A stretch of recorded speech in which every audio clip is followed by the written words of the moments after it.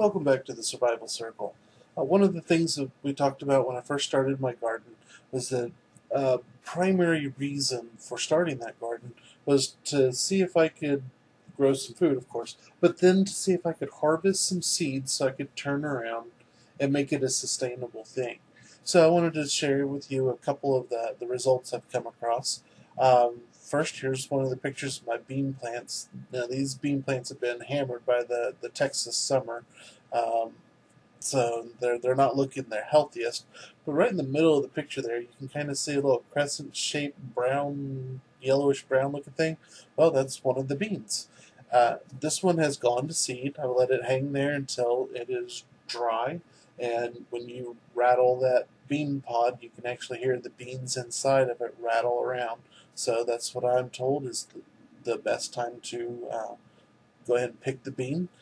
Here's a little better picture of it. And again, you can shake the bean, you can shake that pod, and you can hear the beans rattling around inside.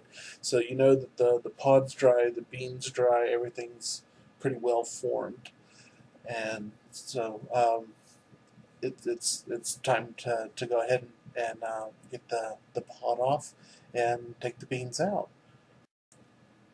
But before we get the beans out, here's one more picture. That pod, it goes under that leaf a little bit. It's almost 7 inches long, so that's a pretty good sized pod there. And I think that one probably had around six beans in it.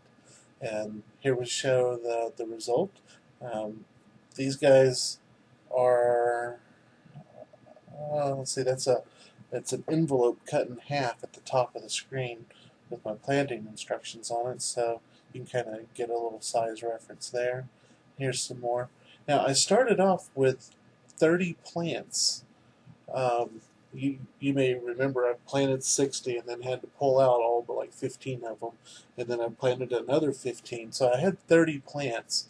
And I've gotten several good servings of green beans out of them, but I've let on the original planting, I've let those beans go to seed, and this is what I've harvested. I've gotten, I think, 15 bean pods out of it, and I have right at 100 beans.